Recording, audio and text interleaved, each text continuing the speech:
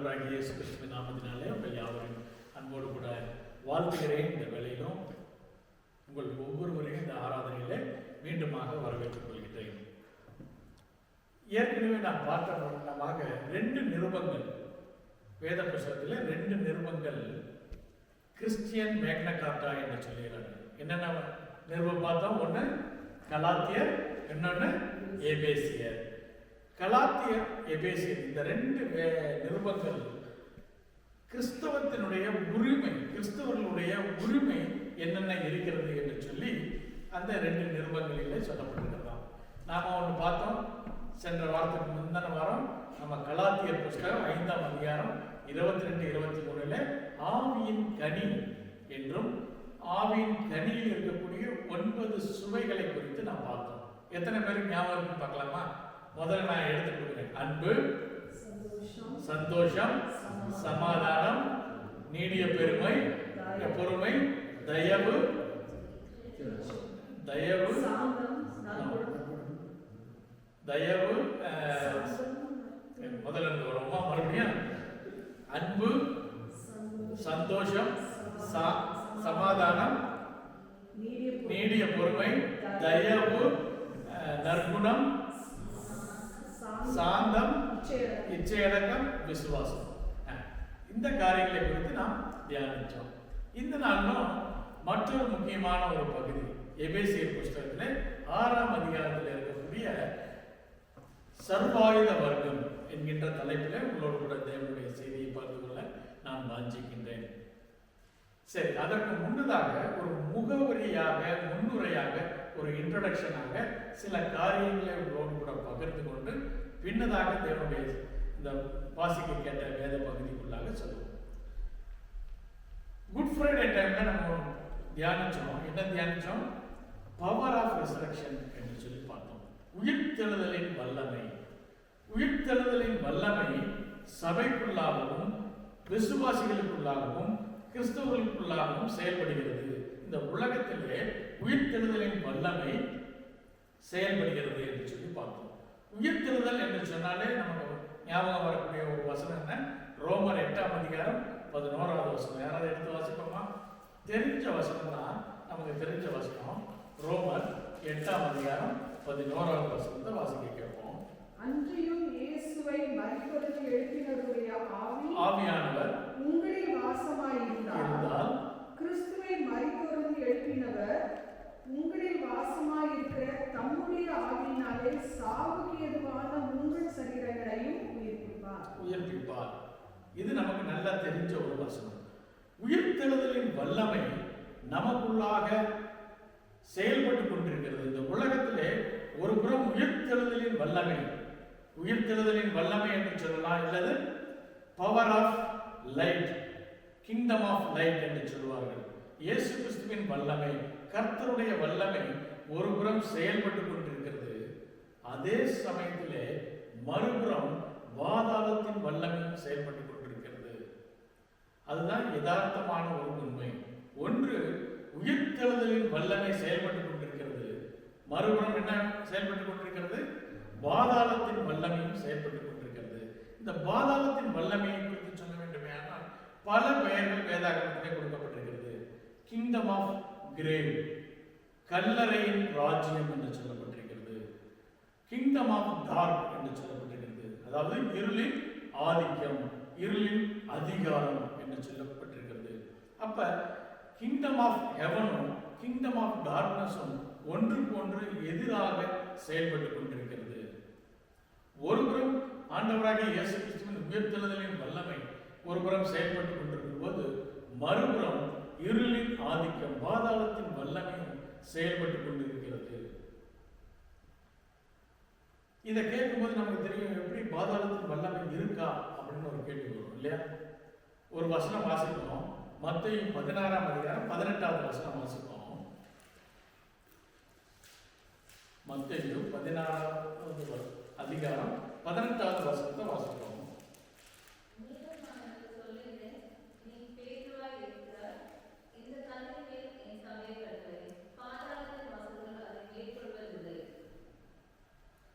பாதாளத்தின் வாசல்கள் மேற்கொள்வதில்லை. அது மேற்கொள்ளாத மேற்கொள்ளாதுதான். ஆனா மேற்கொள்ள அது என்ன செய்யும்?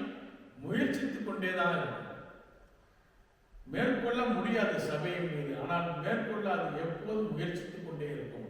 நம்மை இந்த இருளின் அதிகாரத்திலிருந்து ஆண்டவராகிய இயேசு கிறிஸ்து கர்த்தர் நம்மை மீட்டுக் கொண்டார்.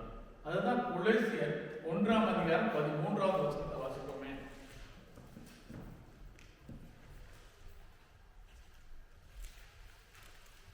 கொலோசியர் 1ஆம் அதிகாரம் 13வது வசனம்.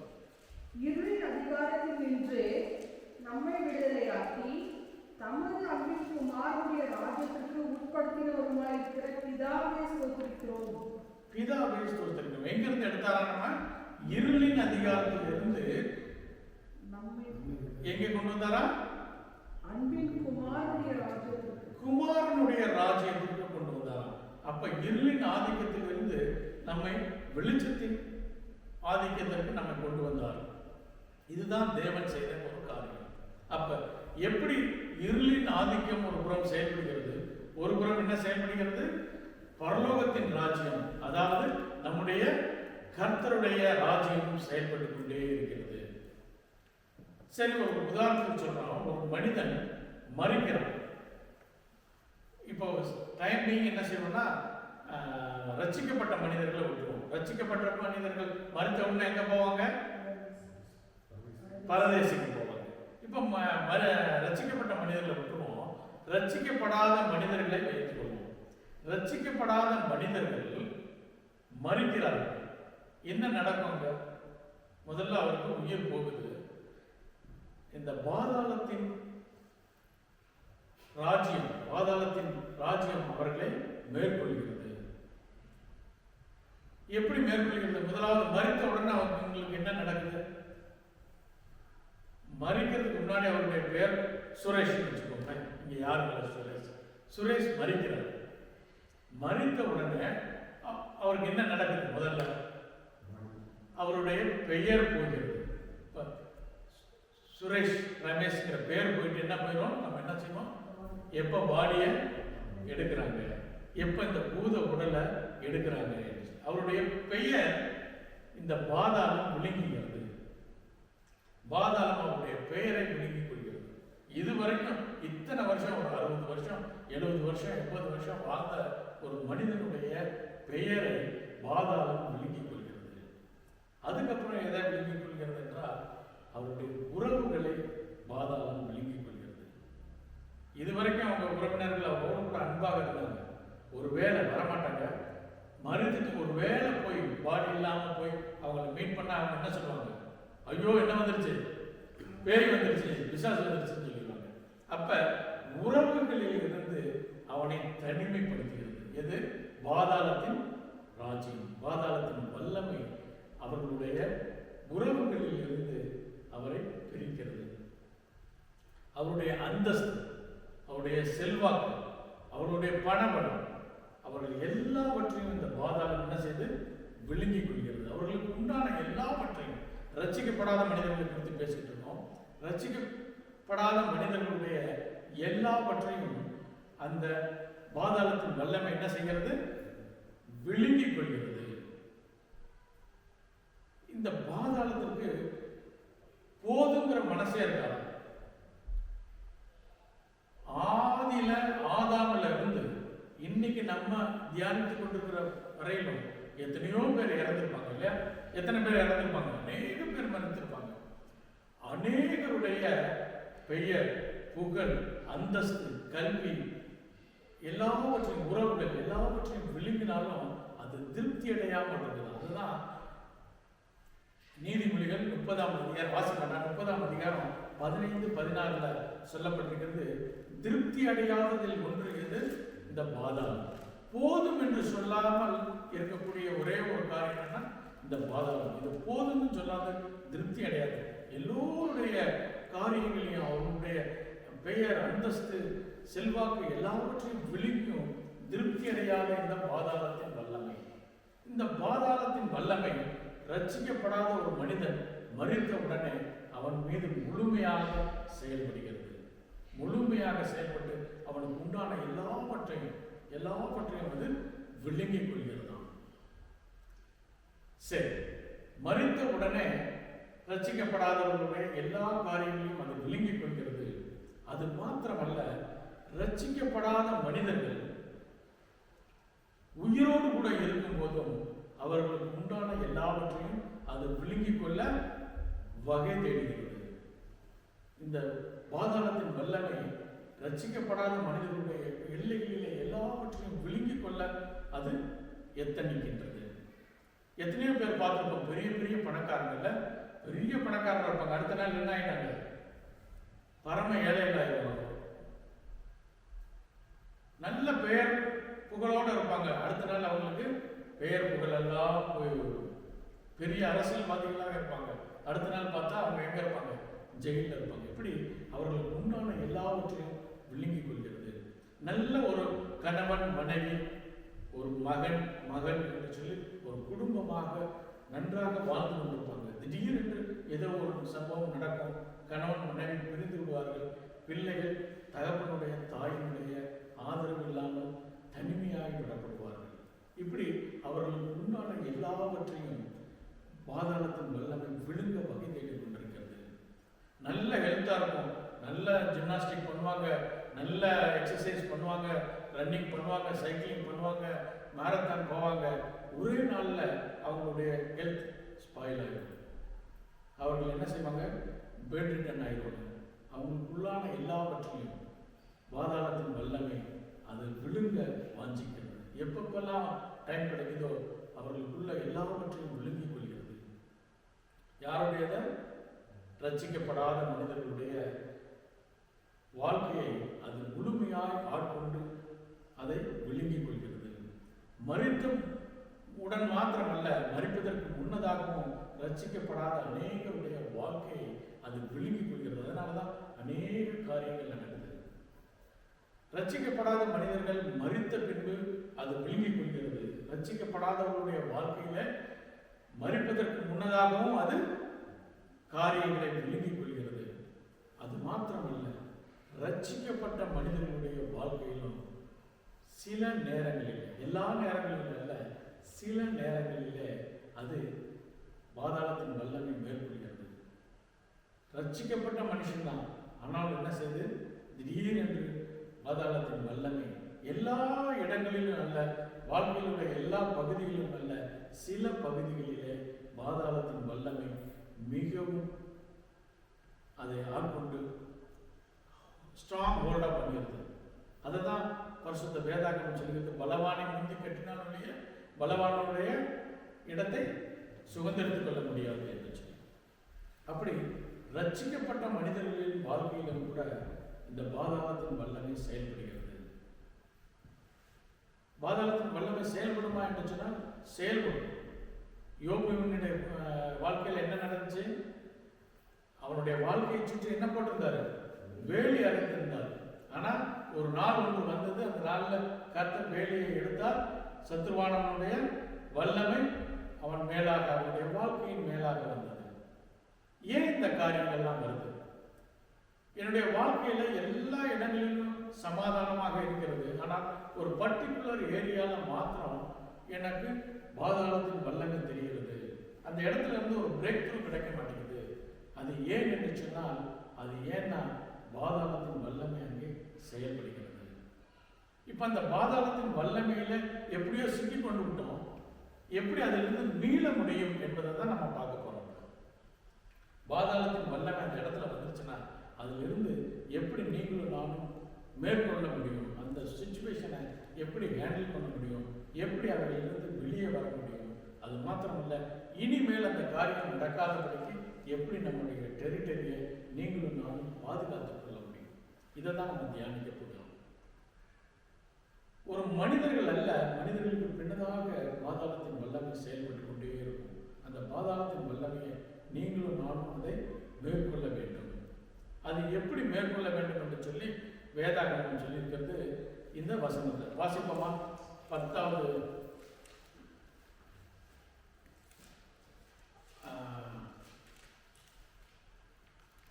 வசனம், எபேசியர் 6ஆம் அதிகாரம் 10வது வசனம்.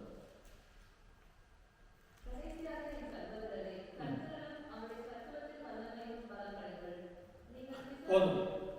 கர்த்தரிலும் அவருடைய வல்லமையின் சத்துவத்திலும் நீங்களும் நானும் பலப்படுங்கள் என்று சொல்லப்பட்டிருக்கிறது. எப்படியா இந்த பிரச்சனை விசுவாசிகளுக்கு வரவே வராது என்று சொல்வார்கள். ஆனால் ஆண்டவராகிய இயேசு கிறிஸ்துவுக்கு வந்திருக்கு இல்லையா? ஒருத்தர் ஒரு தடவை என்கிட்ட கேட்டாரு, பரிசுத்த ஆவியானவருடைய அபிஷேகத்தை நான் பெற்றுட்டேன், அடுத்து எனக்கு என்ன, வாட் இஸ் நெக்ஸ்ட்? நான் சொன்னேன், ஆண்டவராகிய இயேசு கிறிஸ்துவை தான் ஃபாலோ பண்றோம், அவருக்கு என்ன நடந்துச்சோ அதான் நமக்கு நடக்கும். ஆண்டவராகிய இயேசு கிறிஸ்துக்கு என்ன நடந்துச்சு? லூக்கா 3ஆம் அதிகாரத்துல ஞானஸ்நானம் பெற்றாரு. என்ன நடந்துச்சு? பரிசுத்த ஆவியானவர் அவர் மீது இறங்கினார். 4வது அதிகாரத்துல என்ன நடந்துச்சு வாசிப்போமா? லூக்கா 4ஆம் அதிகாரம் 1-2 வசனம் வாசிப்போமே.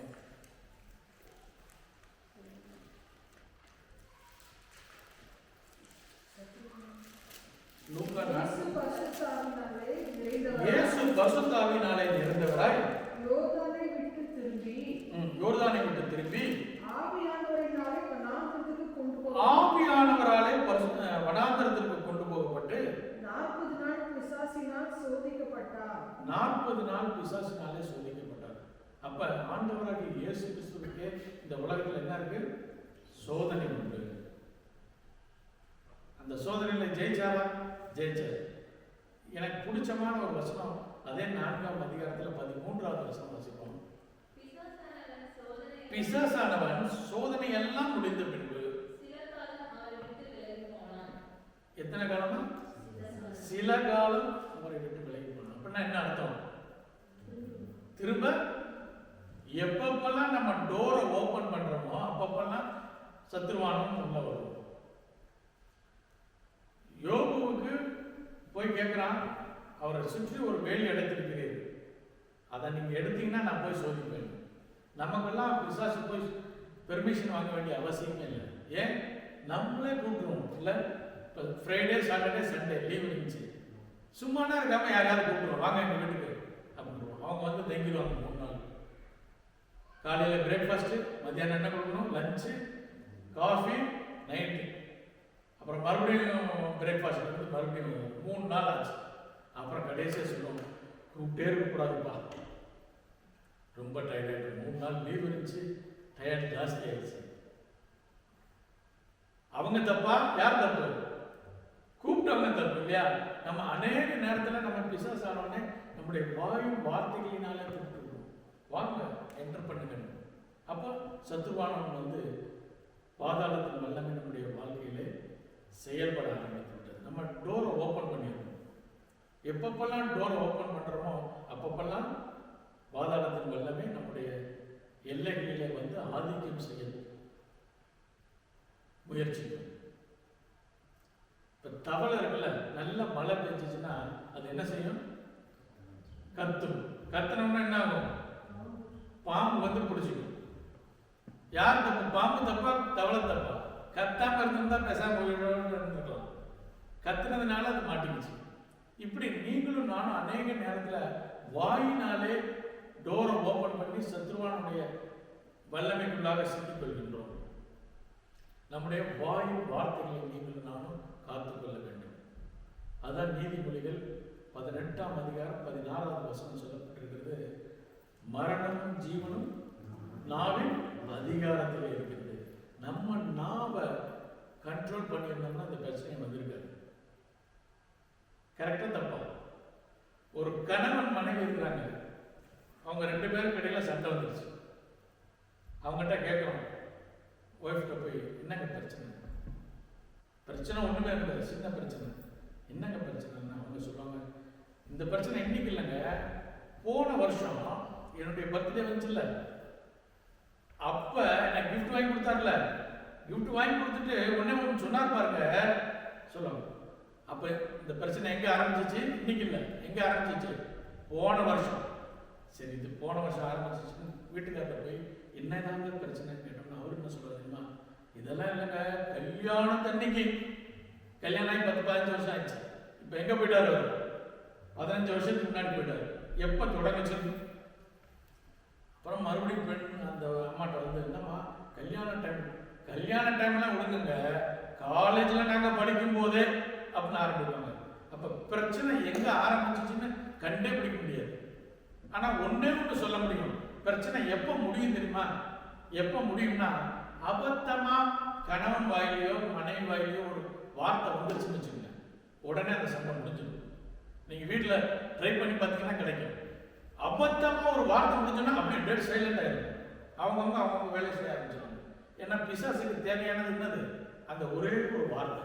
அந்த வார்த்தை வந்துருச்சுன்னா கொஞ்சம் டக்குன்னு வந்து அவன் ஆளுகை செய்யும். வேதத்துல இருந்து ஒரு 2 உதாரணம் பார்ப்போம். யாக்கோபு 48ஆம் அதிகாரம் 1வது வசனத்தை வாசிப்போமே. ஜெனிசிஸ் ஆதியாகமம் 48:1.